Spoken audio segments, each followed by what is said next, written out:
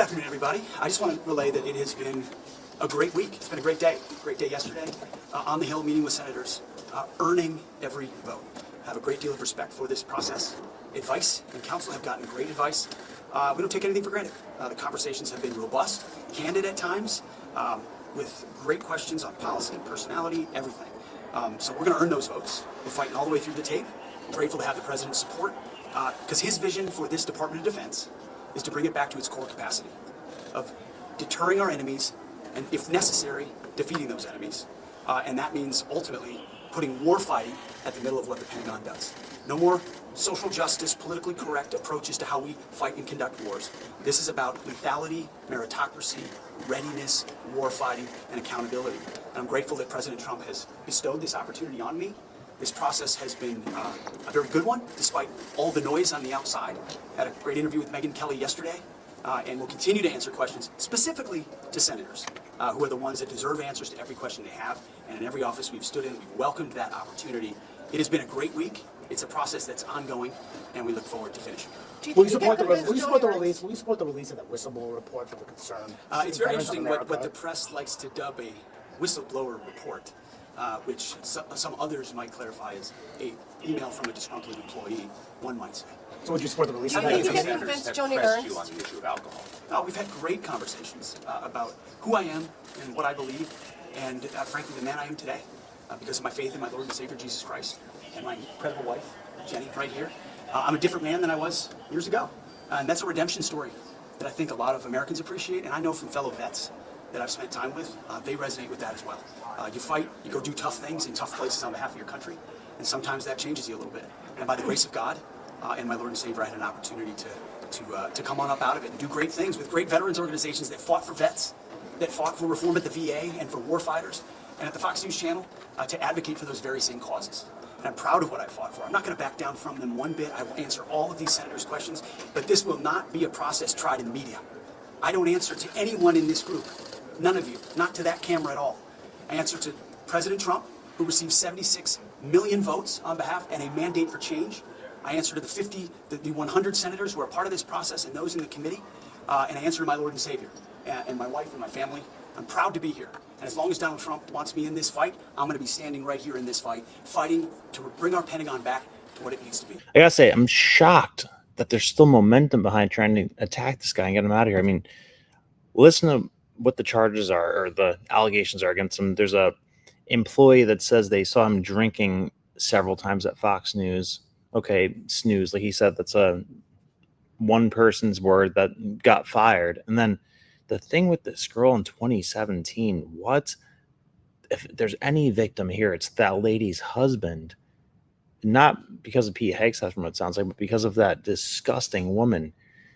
She went to Pete Hegseth's room on camera,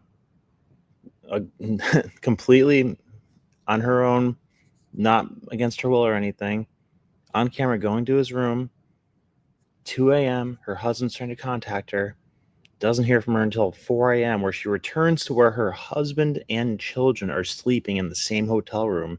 Disgusting. Then a few days later, she files her sexual assault with the police because she probably got caught cheating. And then this email with his mother, I'm going to show you a clip. They had to bring his mother onto Fox News because it sounds like they hacked into email records and found that his mother had criticized him one time, saying that, here, I'll pull it up right now. Teen divorce. You say, I have no respect for any man that belittles, lies, cheats, and sleeps around. And you go on and say, you are that man and have been for years. And as your mother, it pains me and embarrasses me to say that, but it is a sad, sad truth. You say, we still love you, but we are broken by your behavior and your lack of character. Mm-hmm. When you wrote that, every guy in the world, or not every guy in the world, many guys out there have heard the same exact thing from their mother. It's not good that he cheated with 3 different women and impregnated the person he cheated with on each occasion. But, we're talking about fixing the Department of Defense here. We're not talking about who could be most faithful. Like, give me a warrior for the job. Don't give me a virtue signaler. Don't care about his private social life. I care about what he's going to do when he's in that position at the Department of Defense. You know, when you're weighing things out just from a perspective of the ordinary average citizen, when I think of destroying our military and our national security by promoting trans rights and diversity and all this weird crap that's got military recruitment at a record low, and I weigh that against a guy who's being an average high testosterone guy that's cheated on a few wives, one affects me much more than the other. You know, the whole cheating on his wife thing, not right. It's not good, but that literally just affects his family. But the problem with the military affects every single person in America and honestly in the world, because America is like the parent of the world. We're the one who's supposed to keep peace and order. Now, look at the freaking culture of our military right now. There's literally videos on TikTok of guys in uniform playing with dildos. That's an atrocity. So I care much more about rooting that shit out than like making sure that we have the most faithful person in the world in this position. Now, on to other things. This bitch, Joni Ernst, Republican, seems like a super rhino. Listen to what she's saying. It doesn't sound on your answer that you've gotten to a yes. If I'm wrong about that, correct me. And if that is the case, it sounds to me as if the hearing will be critical for his nomination. Am I right about that? I think you are right. I think for a number of our senators, they want to make sure that any allegations have been cleared, and that's why we have to have a very thorough vetting process. And that's why I was happy to sit down with Pete and have that conversation with him yesterday. So again, all I will say at this time is that we did have a very thorough discussion over a number of those issues, and the vetting will continue, I am certain, through the next month or so until we approach that hearing date. And he has some. All right. Now, the example of transgender people serving in our military. We have transgender people serving in our military. They will bleed red just as the rest of us. But I also take a stance that we should not be integrating transgender people into certain situations where it does make, if you have a female barracks and you have a transgender woman who has not transitioned, we shouldn't make the rest of the unit uncomfortable about that setting. There are certain accommodations we can make for that transgender individual. But if they bring value to our unit, if they have specialties that we can use, especially if we want to maintain an all-volunteer force, we want to bring that talent into our services. And I know that's controversial, but again, I'm looking at what's good for our nation. And believe me, when we're facing a recruiting challenge right now, if people are physically willing and able to serve our country. We're facing a recruiting challenge because of that, you dumb bitch. Listen, the correlation between mental health issues and being a transsexual, I would venture to say, is 100%. You're not in a proper state of mind if you are a transsexual and want to cut off parts of your body. Never heard of this lady before right now, but she seems to be one of the few obstacles remaining to getting Pete Hegseth and as the Secretary of Defense from Iowa, I believe.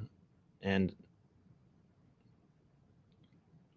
remember this shit, Iowa. If Pete Hegseth doesn't get through because of this lady, remember this shit. But ultimately, I think that he's just, after Gates, the next easiest person to go against and try to strike down. I don't think any of this stuff is really substantial. Not at all. Like a rumor about drinking, a sexual assault allegation that turns out that the lady's the bad guy in that thing, not Pete. Pete's just a horny, cheating dude. But that lady, my God, to bang another dude while your family, your husband and kids are in the same hotel room, disgusting. And then to accuse him of sexual assault because you feel guilty about it, disgusting. What else? And then the cheating thing, yeah, Not good. Not good. But care much more about putting the military back on the right track than, having perfect ethics with the person that's in that position. So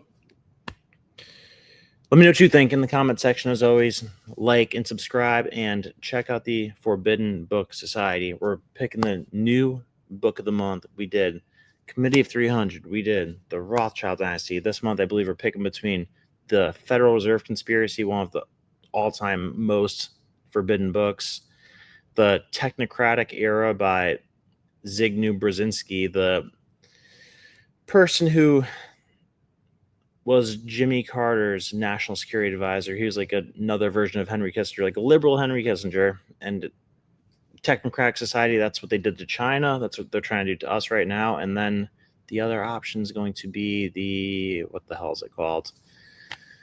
Wall Street and the Rise of Hitler.